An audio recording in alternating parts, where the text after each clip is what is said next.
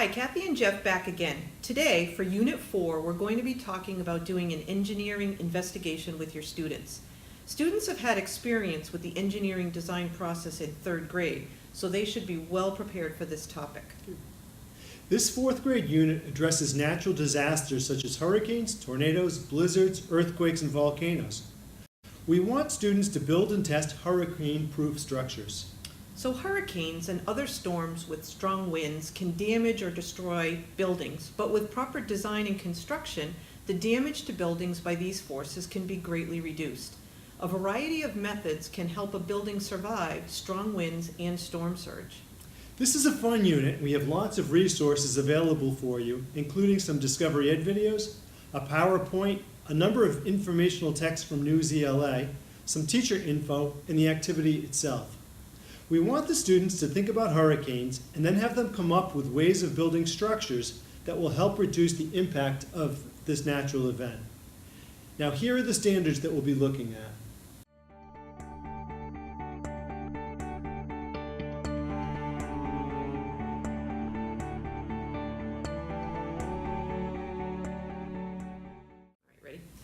Students will know that natural events such as hurricanes, blizzards, earthquakes, tornadoes, and the like can cause destruction and impact human life. Also, that humans have created some solutions to reduce the impact of these events. Engineers look at the impact of a natural disaster on buildings and the environment and then come up with new ways to protect human life and property. Using the steps of the engineering design process, students will design and test prototypes and models as they build a structure that can withstand the impact of our simulated hurricane. With a hurricane, one of the things that students need to consider are the storm surges. Waves and flooding along the coast can destroy a building. Buildings should be built on high ground when possible to avoid waves. If waves can reach the building should be elevated on steel, concrete, or wooden pilings. So storm surges, waves, and also the flood that comes with the tidal surge. There's also the wind to think about. Wind on the roof of a building can cause pressures that create a lifting force that could lift the roof right off the building. When this happens, the building is weakened considerably, and the rest of the building will most likely fail as well. To try to minimize this, the upper structure ought to be anchored through the walls to the foundation. The shape of a building affects its aerodynamic properties and how well it can withstand a storm. Domed roofs or buildings can withstand higher wind forces than square building of the same area. The building openings, such as doorways and windows, are often weak points, susceptible to failure by wind pressure and blowing debris. Once this occurs, wind pressure builds up inside the building, resulting in the roof lifting right off the structure. So hurricane shutters can provide some protection for windows. Windows can be constructed with plastic panes, shatterproof glass, or special glass. The panes are often more firmly attached than normal window panes, including using screws or bolts through the edges of the larger panes. Interestingly, wood has a relatively high degree of flexibility, which can be beneficial under certain building stresses. Reinforced concrete is a strong material that, if used in a building designed properly, can withstand the destructive power of a very high wind and the high-speed debris. After Hurricane Andrew in 1992 caused $16 billion in damage, Florida created new building standards and enforcement. The state increased criteria for wind load provisions and adopted new wind provisions from the American Society of Civil Engineers. One important addition was the impact of resistant glass, which can withstand high-velocity impact from wind-borne debris during a hurricane.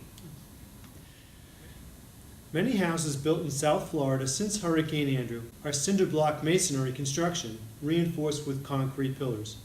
Take a look at the article for teachers, Designing and Building Hurricane-Resistant Houses, from homeenergy.org. It's about these changes in Florida and the results. We saw the benefits of this new type of construction when Hurricane Irma hit Florida in 2017. Many buildings with old-style construction were demolished, while adjacent buildings with new technology withstood this Category 4 to 5 hurricane. The engineering activity you should be doing with your students comes from the Global Precipitation Measurement Mission at NASA. The student materials include Index cards, drinking straws, craft sticks, Got it. string, some pipe cleaners or twisty ties, and some tape. The students are given the scenario that they need to build a building in an area of risk for hurricanes. After they brainstorm ideas, they work as partners or in small groups to design and then build a design. We have a recording sheet where the students do both their planning and their analyzing of the results. So let's take a look at that recording sheet. You can find the document in the Atlas unit. After the buildings are completed, they're tested. To test each house, you need a fan or a hair blow dryer and a stopwatch. A house passes if it can withstand the blowing for 5 seconds. If desired, you could even use a leaf blower. A spray bottle could be used to simulate rain. I think I like that extra testing there. Yeah. All right, so if time allows, students should redesign their buildings with what they learned from the testing. Make sure that the students are able to share their ideas with other groups. Discuss the different ways used to solve the same problem. So when you plan your unit, you can show pictures of that hurricane damage and the storm surge to let students know how an event can damage a building. But don't show the pictures like the domed house or the house built on stilts. You don't want to lead your students to solve or to find a solution until they've tried to solve the problem on their own. At the end of the unit, then show some of those pictures using these new technologies or the new solutions. We know that you and your students will enjoy this activity as well as the other great resources in Unit 4 on Atlas. Discuss other natural events and compare ways humans can reduce their impact. Because you know, science matters.